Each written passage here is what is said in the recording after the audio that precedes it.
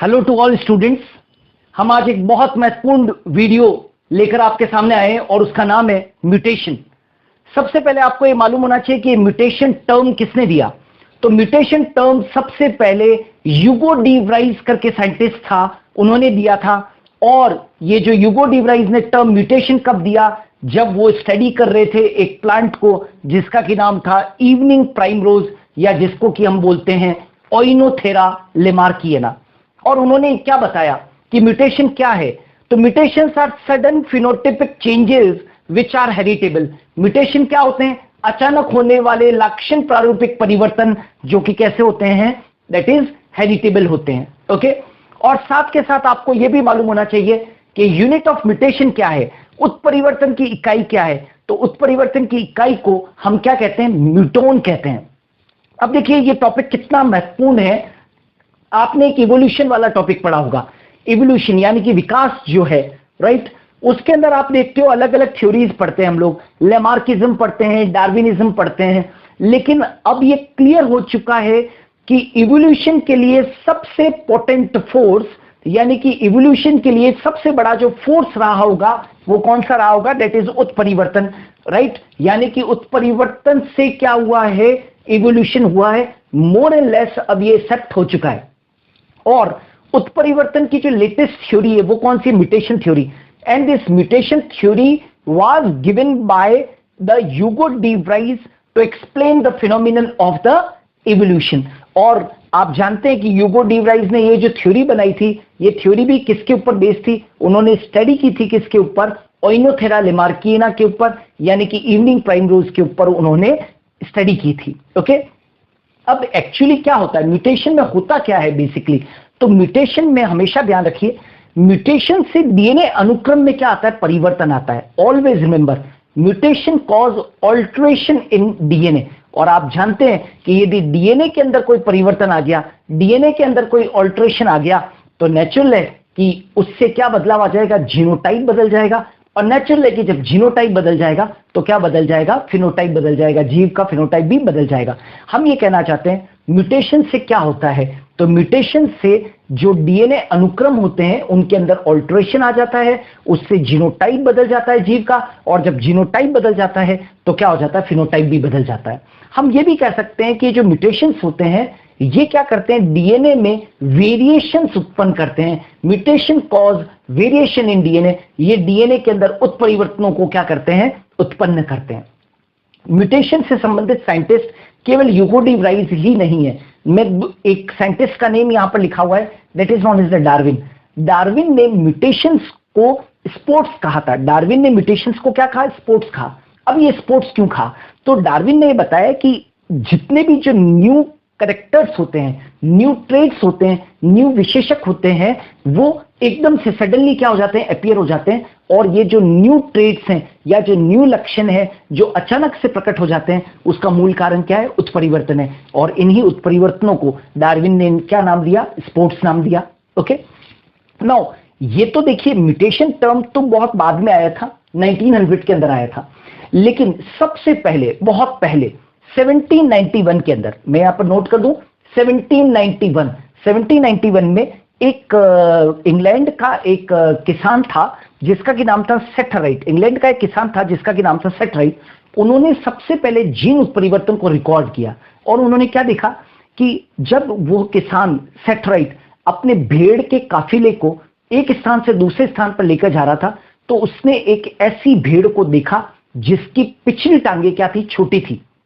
और उस छोटी टांग वाली भेड़ को क्या कहा गया? एनकोनशिप कहा गया। ये सबसे पहले जीन उत्परिवर्तन को रिकॉर्ड किया था, राइट। किसने? सेटराइट ने। आगे चलकर मालूम पड़ा कि उस छोटी टांग वाली भेड़ का जो कारण है वो क्या है? जीन उत्परिवर्तन है। ओके। नाउ म्यूटेशन के ऊपर जो साइंटिफिक स्टडीज की है, म्यूटेशन के ऊपर जो साइंटिफिक स्टडी की, राइट, वो किसने की थी? तो टीएच मॉर्गन ने। जितने भी म्यूटेशंस के ऊपर जो साइंटिफिक स्टडी है वो किसने की? टीएच मॉर्गन ने की। और एक्सपेरिमेंटल मटेरियल कौन था? ड्रोसोफिला। ड्रोसोफिला जानते हैं ना, फ्रूट फ्लाई यानी कि फल मक्खी। ओके। और आज हम जानते हैं कि कम से कम भी 500 म्यूटेशंस को स्टडी किया जा चुका है। किसके अंदर? ड्रोसोफिला के अंदर। मतलब अभी तक सबसे ज्यादा जो म्यूटेशंस देखे गए हैं वो किसके अंदर देखे गए हैं? ड्रोसोफिला के अंदर। ओके, चलो साथ के साथ आपको यह भी ध्यान देना होगा कि एक्चुअली क्या होता है, कैसे परिवर्तन कैसे आता है, ये जो डीएनए की सीक्वेंसेस है उनमें कैसे परिवर्तन आते हैं, क्रोमोसोम में कैसे परिवर्तन आते हैं, जीन में कैसे परिवर्तन आते हैं। तो वो देखिए, जैसा कि हम जानते हैं कि क्रोमेटिड जो होता है, क्रोमेटिड उसकी संपूर्ण लंबाई के अंदर आप देखोगे, यदि सिरे से लेके और नीचे तक आप देखोगे तो उसके अंदर क्या पाया जाता है? क्रोमेटिड के अंदर क्या पाया जाता है? डीएनए। ओके, अब यदि डीएनए के अंदर कोई विलोपन, लॉस यानी कि कोई डिलीशन, विलोपन होता है, या गेन यानी कि डीएनए के अंदर कोई डुप्लीकेशन होता है, द्विगुणन होता है, राइट, तो क्या होगा? सीधा सीधा उसका जो असर है वो कहां पर आएगा? गुणसूत्र के ऊपर आएगा। तो बताओ, गुणसूत्र में क्या आ जाएंगे? परिवर्तन आ जाएंगे, अल्टरेशन हो जाएगा। और हम ये भी जानते हैं कि गुणसूत्र के अंदर कोई परिवर्तन आएगा तो सीधा सीधा परिवर्तन किस पे आएगा? दैट इज जीन्स पे भी आएगा। क्यों? क्योंकि जीन्स किसके ऊपर प्रेजेंट होते हैं? क्रोमोसोम्स के ऊपर प्रेजेंट होते हैं। ओके, और याद रखें, जब भी कोई गुणसूत्र के अंदर ऑल्ट्रेशन होंगे तो क्या उत्पन्न होगी? एबनॉर्मलिटीज उत्पन्न होगी, असमानताएं उत्पन्न होगी। और ये जो असमानताएं होती है वो दो प्रकार की होती है, संरचनात्मक असमानताएं और संख्यात्मक असमानताएं, राइट, जिसको कि हम क्या बोलते हैं? Numerical and structural changes in chromosome में। फिर से बता दूं कि क्रोमेटिड की एंटायर लेंथ में क्या होता है? डीएनए होता है। डीएनए के अंदर कोई लॉस या फिर कोई गेन होता है, कोई परिवर्तन होता है, तो इसका सीधा सीधा असर किसके ऊपर आता है? क्रोमोसोम के ऊपर, जिसके कारण क्रोमोसोम्स के अंदर क्या आते हैं? परिवर्तन आते हैं, ऑल्ट्रेशंस हो जाते हैं, राइट। हम ये भी जानते हैं कि क्रोमोसोम के ऊपर क्या होते हैं? जीन्स प्रेजेंट होते हैं, तो उनमें भी क्या आ जाएगा? परिवर्तन आ जाएगा। और इस कारण से गुणसूत्र में जब भी ऑल्ट्रेशन होगा तो क्या होगा? असमानताएं उत्पन्न होगी। और ये जो असमानताएं जो है उत्परिवर्तन के कारण जो उत्पन्न होगी वो दो प्रकार की होगी, एक तो स्ट्रक्चरल चेंजेस होंगे और एक क्या होंगे? न्यूमेरिकल चेंजेस होंगे। तभी तो हम कहते हैं कि उत्परिवर्तनों के कारण गुणसूत्रों के अंदर संरचनात्मक परिवर्तन देखने को मिलते हैं और संख्यात्मक परिवर्तन देखने को मिलते हैं। जैसे कि आपने संख्यात्मक परिवर्तन देखे होंगे तो trisomy, tetrasomy, monosomy, nullisomy, euploidy, aneuploidy, ये सब क्या है? संख्यात्मक परिवर्तन के कारण उत्पन्न होते हैं। और जितने भी जो संरचनात्मक परिवर्तन होते हैं वो कौन से होते हैं? तो डिलीशन, डुप्लीकेशन, ट्रांसलोकेशन, इन्वर्शन, ये सब कैसे हैं? That is non as the structural changes हैं। ओके, चलो, जब हम बात म्यूटेशंस की कर रहे हैं तो म्यूटेशंस के अंदर एक पॉइंट म्यूटेशन होता है। पॉइंट म्यूटेशन को हम लोग जीन म्यूटेशन भी कहते हैं, बिंदु परिवर्तन भी कहते हैं। ये पॉइंट म्यूटेशन या बिंदु परिवर्तन क्या होता है? तो देख लो, change in single base pair of DNA. यदि डीएनए के अंदर सिंगल बेस पेयर के अंदर, यदि डीएनए के अंदर सिंगल बेस पेयर के अंदर कोई परिवर्तन आ जाता है तो उससे क्या उत्पन्न होते हैं? पॉइंट म्यूटेशंस होते हैं। और कई बार ये जो पॉइंट म्यूटेशंस होते हैं वो बहुत बड़े बड़े डिसऑर्डर्स उत्पन्न कर देते हैं। जैसे कि उदाहरण के तौर पर सिकल सेल एनीमिया का बारे में आपने सुना होगा। सिकल सेल एनीमिया किसके रिजल्ट से होता है? तो सिकल सेल एनीमिया के अंदर पॉइंट म्यूटेशन ही तो होता है। Are you getting? जी की जगह पे क्या हो जाता है? जी हो जाता है, राइट, और उसके कारण सिकल सेल एनीमिया हो जाता है। तो change in single base pair of DNA causes point mutation. Okay, now एक और चीज याद रखो कि म्यूटेशंस जो होते हैं वो आमतौर के ऊपर डिसएडवांटेजेस होते हैं, हार्मफुल होते हैं, हानिकारक होते हैं। लेकिन आजकल हम म्यूटेशंस का उपयोग नई फसलों के विकास के लिए कर रहे हैं। आजकल म्यूटेशंस का उपयोग पॉलीप्लॉइड्स यानी कि बहुगुणितों या पॉलीप्लॉइड्स के निर्माण में क्या किया जा रहा है? करवाया जा रहा है। और आप जानते हैं कि पॉलीप्लॉइड्स का उपयोग जो है वो नई क्रॉप्स के निर्माण के लिए क्या होता है? इनका उपयोग होता है। तो म्यूटेशंस आमतौर पर तो हानिकारक होते हैं, लेकिन इनका उपयोग जो है वो नई फसलों के निर्माण के लिए, नई किस्मों के विकास के लिए आजकल किया जा रहा है। ओके, साथ के साथ आपको यह भी जानना होगा कि उत्परिवर्तन आमतौर के ऊपर कैसे होते हैं? रिसेसिव होते हैं, अप्रभावी होते हैं। और इसीलिए तो ये केवल समयुग्मजीय अवस्था में, होमोजाइगस कंडीशन में ही क्या होते हैं? विजिबल होते हैं। मैं फिर से बता दूं, उत्परिवर्तन आमतौर के ऊपर कैसे होते हैं? रिसेसिव होते हैं। और ये केवल समयुग्मजीय अवस्था में ही क्या होते हैं? विजिबल होते हैं, प्रकट होते हैं। ओके, चलो, जब हम म्यूटेशन की बात कर रहे हैं तो आपको म्यूटेजन के बारे में भी जानकारी होनी चाहिए। म्यूटेशंस क्या होते हैं? म्यूटेशंस को हिंदी में कहते हैं उत्परिवर्तक। उत्परिवर्तक का मतलब क्या होता है? ऐसे उत्परिवर्तक क्या होते हैं? ऐसे एजेंट जो उत्परिवर्तन क्या करे? उत्पन्न करे। Mutation causing agent are called as what? Mutations, जिनके बारे में अभी हम लोग बहुत सारा डिस्कस करने वाले हैं। ओके, और जो आजकल जीन म्यूटेशन की जो आधुनिक परिभाषा है वो क्या है? आणविक स्तर पर जीन की रासायनिक संरचना में होने वाले परिवर्तन को हम क्या कह देते हैं? जीन उत्परिवर्तन कह देते हैं। यानी कि change in chemical structure of gene, change in chemical structure of gene at molecular level is called as gene mutation. आणविक स्तर पर जीन की रासायनिक संरचना में होने वाले परिवर्तनों को हम क्या कह देते हैं? जीन म्यूटेशन के नाम से जानते हैं। ओके, तो ये तो था बेसिक म्यूटेशन के बारे में। अब और भी जानते हैं कि म्यूटेशन क्या है, कैसे होता है, राइट? म्यूटेशन को कॉज करने वाले कौन कौन से एजेंट्स हैं, उन सब के बारे में भी हम डिस्कस करते हैं। ओके, नाउ अब म्यूटेशन कहां कहां पर हो सकता है? तो देखो, म्यूटेशन जो होता है वो युग्मक निर्माण के पहले हो सकता है। ओके, युग्मकों में हो सकता है, युग्मकों में हो सकता है, या युग्मनज में हो सकता है। ओके, तो याद रखें कि म्यूटेशन कहां कहां पर हो सकता है ये जाने। तो म्यूटेशन जो होता है वो युग्मक निर्माण के पहले हो सकता है, युग्मक निर्माण के पहले हो सकता है, राइट? नंबर 1। नंबर 2, युग्मकों में हो सकता है, युग्मकों में हो सकता है, या फिर किस में हो सकता है? या फिर किस में हो सकता है? दैट इज युग्मनज में भी हो सकता है। युग्मनज, युग्मनज समझते हैं ना? जाइगोट, जाइगोट में भी हो सकता है, जाइगोट में हो सकता है। ठीक है, ये जानकारी भी रखें, राइट? दूसरी चीज आपको ये जानना होगा कि स्टेबल और दो तरीके की जीन होती है। देखिए, एक होती है स्टेबल जीन और एक होती है अनस्टेबल जीन। क्या कहा मैंने? स्टेबल जीन और अनस्टेबल जीन। तो जो स्टेबल जीन होती है उसके अंदर म्यूटेशन की जो फ्रीक्वेंसी होती है, म्यूटेशन की जो आवृत्ति होती है, म्यूटेशन की फ्रीक्वेंसी, म्यूटेशन की फ्रीक्वेंसी स्टेबल जीन में क्या होगी? कम होगी, फ्रीक्वेंसी कम होगी। मतलब म्यूटेशन क्या होगा? कम होगा। यदि जीन जितना स्टेबल है तो म्यूटेशन की आवृत्ति उतनी क्या होगी? कम होगी। और यदि अनस्टेबल है तो हमेशा याद रखो कि म्यूटेशन की आवृत्ति, म्यूटेशन की जो आवृत्ति है यानी कि जो फ्रीक्वेंसी होगी, फ्रीक्वेंसी होगी वो क्या होगी? ज्यादा होगी, राइट? ये भी ध्यान रहे। दूसरी चीज, एक और चीज ध्यान रखो कि जो म्यूटेशंस होते हैं, म्यूटेशंस, उत्परिवर्तन, वो बेसिकली उसको दो मुख्य कैटेगरीज के अंदर बांटा गया है। ओके, दो मुख्य कैटेगरीज कौन कौन सी है? तो देखो, एक तो होता है स्वतः उत्परिवर्तन, स्वतः उत्परिवर्तन, और दूसरा जो होता है वो क्या होता है? दैट इज नॉन एज प्रेरित उत्परिवर्तन। ओके, दो तरीके के होते हैं। ये वाला जो है वो कौन सा है? इंड्यूस्ड है, और ये वाला जो है वो कौन सा है? स्पॉन्टेनियस है, राइट? ये क्या होते हैं? अचानक होने वाले परिवर्तन बिना किसी नॉन कॉज के, है ना? दीज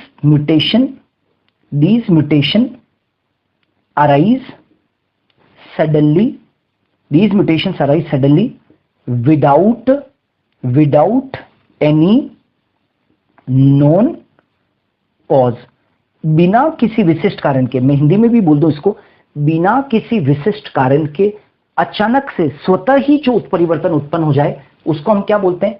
स्वतः उत्परिवर्तन कहते हैं। लेकिन ये जो प्रेरित उत्परिवर्तन है ये म्यूटेजेंस के द्वारा क्या होते हैं? प्रेरित होते हैं। म्यूटेजेंस यानी कि उत्प्रेरक के द्वारा क्या होते हैं? प्रेरित होते हैं। अभी जस्ट मैंने आपको बताया था कि म्यूटेशन कॉजिंग एजेंट जो होते हैं, म्यूटेशन कॉजिंग जो एजेंट होते हैं वो क्या होते हैं? म्यूटेजेंस होते हैं। तो हमेशा ध्यान रखो, प्रेरित उत्परिवर्तन म्यूटेजेंस के द्वारा क्या होता है? उत्परिवर्तकों के द्वारा, राइट? उत्प्रेरकों के द्वारा या उत्परिवर्तकों के द्वारा, उत्परिवर्तक, राइट? म्यूटेजेंस के द्वारा जो होते हैं वो क्या होते हैं? प्रेरित होते हैं। तो अब अपने डिस्कशन करते हैं कि ये जो इंड्यूस्ड म्यूटेशंस होते हैं ये बेसिकली क्या होते हैं वो देखिएगा। कि देखिए, ये तो स्वतः है, अचानक बिना किसी नॉन कॉज के अचानक से उत्पन्न होते हैं। लेकिन ये जो इंड्यूस्ड म्यूटेशंस हैं ये क्या है? इनको अपने डिटेल में पढ़ते हैं। ओके, सो इंड्यूस्ड म्यूटेशंस,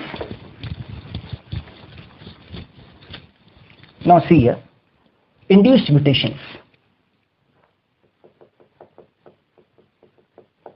प्रेरित उत्परिवर्तन। अब ये जो इंड्यूस्ड म्यूटेशंस होते हैं वो आपको मालूम है कि किससे होते हैं? म्यूटेजेंस से होते हैं। उत्परिवर्तकों के कारण होते हैं। तो ये जो म्यूटेजेंस होते हैं वो कितनी कैटेगरीज के होते हैं? 2 कैटेगरीज के होते हैं। देखिए, एक तो होते हैं फिजिकल म्यूटेशन। फिजिकल म्यूटेशन का मतलब होता है भौतिक उत्परिवर्तक। और दूसरे जो होते हैं वो कौन से होते हैं? That is non age chemical mutations, right, यानी कि रासायनिक उत्परिवर्तक। Okay, there are 2 types of mutations जो इंड्यूस्ड म्यूटेशंस को, प्रेरित उत्परिवर्तन को उत्पन्न करते हैं, भौतिक और रासायनिक। अब ये जो भौतिक होते हैं वो कौन होते हैं? तो इसमें कौन शामिल है? विकिरणें। इसमें कौन शामिल है? विकिरणें। विकिरणों का मतलब क्या होता है? That is radiations. विकिरणें शामिल है। अब ये जो रेडिएशंस होते हैं वो 2 प्रकार के होते हैं। फिर से, एक जो होते हैं वो कौन से होते हैं? Ionising radiation. और दूसरे जो होते हैं वो कौन से होते हैं? Non ionising radiation. अब आयोनाइजिंग और नॉन आयोनाइजिंग में क्या फर्क होता है? तो इनके अंदर क्या होता है? डीप पेनिट्रेशन पावर होता है। डीप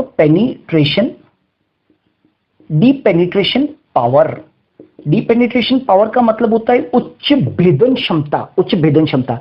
मतलब ये शरीर को भेद कर भीतर जा सकते हैं। और इनके अंदर क्या होता है? लो पेनिट्रेशन पावर। मतलब ये विकिरणें जो होती है उनका पेनिट्रेशन पावर कम होता है, भेदन क्षमता कम होती है, तो ये शरीर को भेद कर नहीं जा सकती है। जैसे नॉन आयोनाइजिंग रेडिएशन का सबसे बढ़िया एग्जांपल कौन सा है? यूवी रेडिएशन यानी कि यूवी विकिरणें, पराबैंगनी विकिरणें। लेकिन ये जो आयोनाइजिंग रेडिएशंस होती है ये अलग अलग प्रकार की होती है, जैसे कि अल्फा, बीटा, गामा, है ना। ये सब क्या है? आयोनाइजिंग रेडिएशन है। ये शरीर को भेद सकती है ना। और अल्फा, बीटा, गामा तो होती है, और साथ के साथ एक्स विकिरणें। ये कौन सी होती है? एक्स विकिरणें। एक्स रेज भी होती है। Okay, so X rays, alpha rays, beta rays और गामा रेज। जैसे मैं आपको बता दूं, एक्स रेज को म्यूटेजेनिक एजेंट के रूप में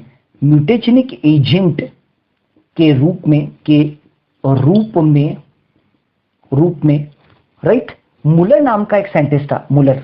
मुलर ने ड्रोसोफिला पर क्या किया? प्रयोग किया। ड्रोसोफिला पर प्रयोग किया, ठीक है। क्या कहा मैंने? म्यूटेजेनिक एजेंट के रूप में मुलर ने सबसे पहले एक्स रेज का ड्रोसोफिला पर क्या किया? प्रयोग किया। और एक साइंटिस्ट और था जिसका नाम था स्टेडलर। स्टेडलर ने एक्स रेज का उपयोग मेज पर किया। मेज पर म्यूटेजेनिक एजेंट के रूप में किया। एजेंट के रूप में किया। Are you getting? मतलब 2 वैज्ञानिक है। मुलर ने तो एक्सरेज का उपयोग म्यूटेजेनिक एजेंट के रूप में ड्रोसोफिला पर किया, और स्टेडलर नामक वैज्ञानिक ने एक्सरेज का उपयोग मेज पर म्यूटेजेनिक एजेंट के रूप में किया। मतलब ये जो एक्स विकिरणें, अल्फा, बीटा, गामा, राइट, ये सब जो होती है वो कैसी है? आयोनाइजिंग रेडिएशन से। और नॉन आयोनाइजिंग रेडिएशन जिनका पेनिट्रेशन पावर कम होता है वो कौन है? यूवी रेडिएशन से। नाउ कुछ केमिकल म्यूटेशंस में कौन आते हैं? कुछ केमिकल्स होते हैं वो भी क्या करते हैं? उत्परिवर्तकों की तरह काम करते हैं और जीवों में क्या लाते हैं? उत्परिवर्तन लाते हैं। जैसे उदाहरण के तौर पर देखो, फॉर्मेल्डिहाइड, जैसे कि फिनोल, है ना। ये सब क्या है? केमिकल म्यूटेशंस है। जैसे कि 5 ब्रोमो यूरेसिल, राइट। इसी तरीके से 5 आयोडो यूरेसिल, 5 क्लोरो यूरेसिल, ये सब क्या है? कॉमन केमिकल्स हैं। इसी तरीके से नाइट्रस एसिड, ठीक है। नाउ आगे चलो, मस्टर्ड गैस, राइट। इसी तरीके से MMS, methyl methane sulphonate, right, MMS। इसी तरीके से आगे बढ़ो तो आएंगे EMS, ethyl methane sulphonate, okay, और एक और है MH, maleic hydrazide, maleic hydrazide. Okay, तो ये जितने भी मैंने लिखे हैं, फॉर्मेल्डिहाइड, फिनोल, 5-ब्रोमोयूरेसिल, 5-आयोडोयूरेसिल, 5-क्लोरोयूरेसिल, nitrous acid, mustard gas, methyl methane sulphonate, ethyl methane sulphonate, maleic hydrazide, ये सब क्या है? केमिकल म्यूटेशन से। तो हम कह सकते हैं कि ये जो इंड्यूस्ड म्यूटेशंस होते हैं वो दो प्रकार के हैं, भौतिक और रासायनिक, है ना। आइए अब कुछ और पढ़ते हैं म्यूटेशंस के बारे में। अब देखिए, जब हम लोग म्यूटेशन की बात कर रहे हैं तो प्रोफेसर स्वामीनाथन का जिक्र करना जरूरी है। प्रोफेसर स्वामीनाथन, ये जो प्रोफेसर स्वामीनाथन है, he is the great man and he is called as father of green revolution in India, green revolution in India. इन्होंने क्या किया था? एक्चुअली क्या किया था इन्होंने, प्रोफेसर स्वामीनाथन ने, एक वैरायटी थी सोनेरा 64, राइट। ये क्या थी? मैक्सिकन ड्वार्फ व्हीट वैरायटी थी, एक मैक्सिकन ड्वार्फ व्हीट वैरायटी थी। इन्होंने क्या किया कि इस सोनेरा 64 के ऊपर गामा रेडिएशंस डाले, गामा रेडिएशंस,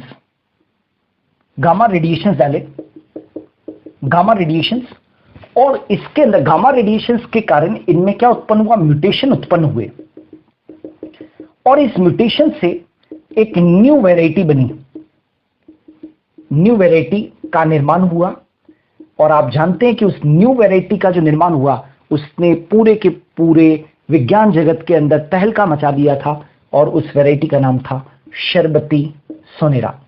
शरबती सोनेरा ये वीट की उत्कृष्ट वैरायटी है, राइट, वीट वैरायटी, राइट। इसको सबसे उत्कृष्ट माना जाता है शरबती सोनेरा को।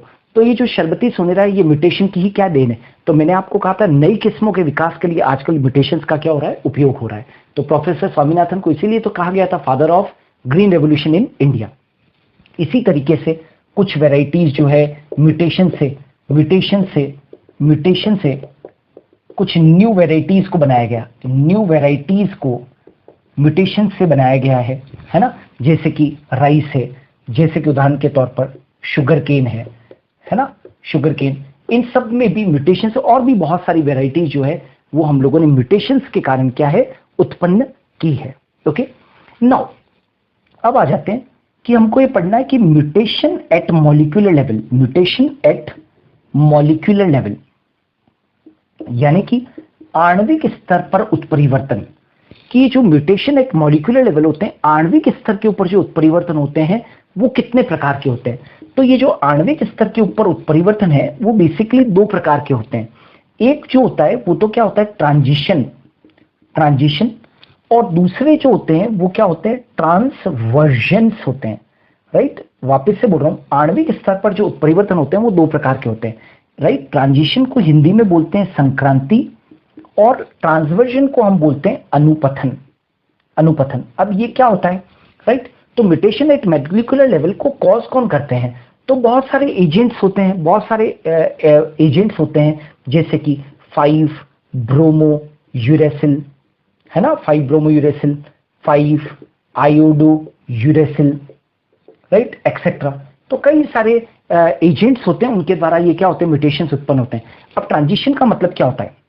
हमेशा याद रखो, प्यूरिन इज रिप्लेस्ड बाय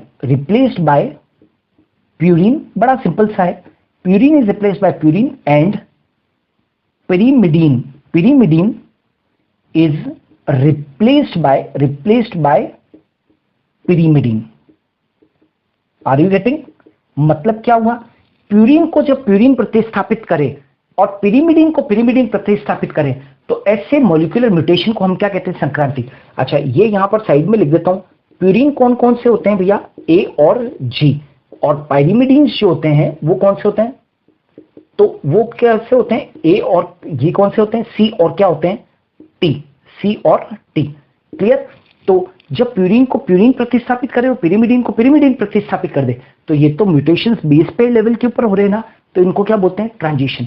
और ट्रांसवर्शन क्या होते हैं? तो simple, purine is replaced by pyrimidine purine is replaced bye pyrimidine, और वाइस वर्ड्स का मतलब है pyrimidine is replaced by purine. समझ में आ रहा है क्या कहा मैंने? यहां पर अनुपथन क्या होता है? प्यूरिन को पिरिमिडीन प्रतिस्थापित करे और पिरिमिडीन को प्यूरिन प्रतिस्थापित करे, तो ऐसे म्यूटेशन को मॉलिक्यूलर लेवल के ऊपर क्या कहते हैं? ट्रांसवर्स कैरिएशन कहते हैं। तो आपको ये मालूम होना चाहिए कि आणविक स्तर के ऊपर जो म्यूटेशन होते हैं वो दो प्रकार के होते हैं, ट्रांजिशन और ट्रांसवर्शन। ओके, नाउ अब देखते हैं कि एक म्यूटेशन का एक टाइप होता है और उसको हम बोलते हैं फ्रेम शिफ्ट म्यूटेशन। म्यूटेशन का एक टाइप है और उसको क्या कहा जाता है? Frame shift mutation. कई बार एग्जाम्स के अंदर क्वेश्चन पूछ लेते हैं, ये क्या चीज है? समझिए, फ्रेम शिफ्ट म्यूटेशन, फ्रेम एक प्रकार है ना, फ्रेम शिफ्ट म्यूटेशन। अब फ्रेम शिफ्ट म्यूटेशन क्या होता है? तो देखो, नाउ हम जानते हैं कि जेनेटिक इंफॉर्मेशन जो होती है, जेनेटिक इंफॉर्मेशन वो किस रूप में होती है? जेनेटिक इंफॉर्मेशन आरएनए पर किस रूप में होती है? दैट इज ट्रिपलेट के रूप में होती है। ट्रिपलेट यानी कि कोडोन। ट्रिपलेट कौन होते हैं? कोडोन होते हैं। ट्रिपलेट के रूप में होती है, राइट। और आरएनए जो है वो इस जेनेटिक इंफॉर्मेशन का उपयोग, विशेष तौर से एमआरएनए, इस जेनेटिक इंफॉर्मेशन का यूज जो है वो प्रोटीन संश्लेषण के लिए करता है। तो मैंने क्या कहा? जेनेटिक इंफॉर्मेशन आरएनए पर किस रूप में होती है? ट्रिपलेट के रूप में होती है। यह रीडिंग फ्रेम कहलाती है। ये क्या कहलाती है? रीडिंग फ्रेम कहलाती है। ठीक है। अब एनी डिलीशन का मतलब क्या होता है? गेन होना किसी चीज का। दैट इज डिलीशन का मतलब यहां पर क्या चीज है? दैट इज विलोपन, राइट। और डुप्लीकेशन का मतलब क्या है? दैट इज नोन एज द्विगुणन, है ना। एनी डिलीशन और duplication in reading frame change the entire frame from that place। मैं फिर से बोल रहा हूं, फ्रेम शिफ्ट म्यूटेशन क्या है समझने की कोशिश करें। मानो कि ये एमआरएनए है और उसके ऊपर जेनेटिक इंफॉर्मेशन कोडोन्स के रूप में है। जेनेटिक इंफॉर्मेशन किस रूप में है? कोडोन्स के रूप में। अब हम जानते हैं कि कोडोन किस रूप में होते हैं? ट्रिपलेट के रूप में होते हैं। ऐसे ये सब क्या है? कोडोन से। अब मैं ये कह रहा हूं कि रीडिंग फ्रेम जो होती है, ये सब मिलकर क्या बनाते हैं? रीडिंग फ्रेम बनाते हैं। ये सब मिलकर क्या बनाते हैं? रीडिंग फ्रेम बनाते हैं। अब यदि कोई डिलीशन या डुप्लीकेशन हो जाए, रीडिंग फ्रेम के अंदर कोई डिलीशन या डुप्लीकेशन हो जाए, तो reading frame change the entire, यानी कि क्या हो जाता है? Any deletion duplication in reading frame change the entire frame from that place. मतलब कि मान लीजिए कि ये रीडिंग फ्रेम है और इस जगह पर, मान लीजिए इस जगह पर डिलीशन हुआ या डुप्लीकेशन हुआ, क्लियर। तो इसके आगे की, इससे पहले की नहीं, इसके आगे की पूरी जो रीडिंग फ्रेम है, मतलब जो जेनेटिक इंफॉर्मेशन जो है, राइट, जो कि रीडिंग फ्रेम के अंदर है, वो रीडिंग फ्रेम पूरी क्या हो जाएगी? पूरी बदल जाएगी। ओके, तो पूरी बदल जाएगी। तो नेचुरल है कि इस जो पूरी रीडिंग फ्रेम से आगे बनने वाले जो प्रोटीन्स बनेंगे, जिसके अंदर अमीनो एसिड की सीक्वेंस होगी, वो भी क्या हो जाएगी? बदल जाएगी। इसको हम क्या कह देते हैं? फ्रेम शिफ्ट म्यूटेशंस के नाम से जाना जाता है। ओके, जब हम म्यूटेशंस की बात करते हैं तो एक और चीज का जिक्र यहां पर जरूरी है और उसका नाम है हार्डी वेनबर्ग प्रिंसिपल को। हालांकि मेरे अगले वीडियोस के अंदर मैं पूरा डिटेल्स में एक्सप्लेन करूंगा, लेकिन क्योंकि यहां पर म्यूटेशन की चर्चा चल रही है, इसलिए हार्डी वेनबर्ग प्रिंसिपल को जिक्र करना क्या है? जरूरी है। हार्डी वेनबर्ग प्रिंसिपल क्या कहता है यहां पर म्यूटेशन के संदर्भ में? वो क्या कहता है कि gene frequencies remain unaltered irrespective of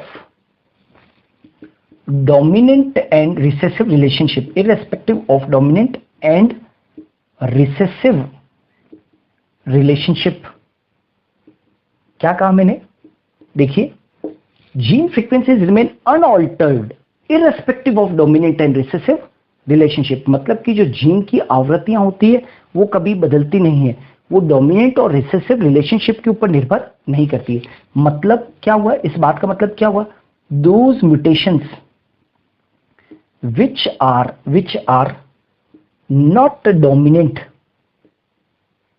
those mutations which are not dominant are not removed from gene pool, are not removed from gene pool। समझ में आ रहा है? मतलब जो म्यूटेशंस डोमिनेंट नहीं है, तो इसका मतलब ये नहीं कि वो डोमिनेंट है, डोमिनेंट नहीं है तो वो जीन पूल से हट जाएंगे। वो जीन पूल के अंदर भले ही वो डोमिनेंट नहीं है तो भी वो जीन पूल के अंदर क्या रहेंगे? विद्यमान रहेंगे। इसी को हम क्या बोलते हैं? हार्डी-वेनबर्ग प्रिंसिपल म्यूटेशन के संदर्भ में। क्या कहा मैंने? Gene frequencies remain unaltered irrespective of dominant and recessive relationship. मतलब हार्डी-वेनबर्ग प्रिंसिपल ये कहता है, उत्परिवर्तन के रूप में कहता है कि जो जीन की जो फ्रीक्वेंसियां होती है, जीन की जो आवृत्तियां होती है, वो डोमिनेंट रिसेसिव रिलेशनशिप के कारण बदलती नहीं है, वो अनऑल्टर्ड रहती है। यानी कि जो म्यूटेशंस डोमिनेंट नहीं है वो जीन पूल से रिमूव हो जाएंगे, ऐसा बिल्कुल भी नहीं है। वो जीन पूल के अंदर उसके बावजूद भी, यानी कि रिसेसिव होने के बावजूद भी वो क्या रहेंगे? विद्यमान रहेंगे। ओके, सो डियर स्टूडेंट, अपना जो था ये आज का जो वीडियो था वो पूरा के पूरा कंप्लीट वीडियो था म्यूटेशंस के ऊपर। हमने म्यूटेशंस के इंट्रोडक्टरी पार्ट के ऊपर डिस्कशन किया, हमने उसकी हिस्ट्री के बारे में डिस्कशन किया है। ओके, हमने ये भी बताने की कोशिश की है कि म्यूटेशन जो है वो कितने प्रकार का है। जैसे हमने स्पॉन्टेनियस म्यूटेशन पढ़ा, इंड्यूस्ड म्यूटेशंस पढ़ा। इंड्यूस्ड म्यूटेशंस को कौन कॉज करते हैं? तो म्यूटेजेनिक एजेंट्स कॉज करते हैं। तो हम लोगों ने फिजिकल रेडिएशंस पढ़े, केमिकल्स पढ़े। हम लोगों ने साथ ही साथ ये भी बताया कि म्यूटेशंस जो होते हैं वो मॉलिक्यूलर लेवल के ऊपर कैसे होते हैं, फ्रेम शिफ्ट म्यूटेशंस क्या है, राइट, और हार्डी-वेनबर्ग प्रिंसिपल किस तरीके से म्यूटेशन से संबंधित है। ओके, सो इसी तरीके से मेरे वीडियोस को देखते रहिए, इन्हें लाइक और शेयर कीजिए। Thanks a lot. हम जल्दी मिलेंगे नए वीडियोस के साथ में।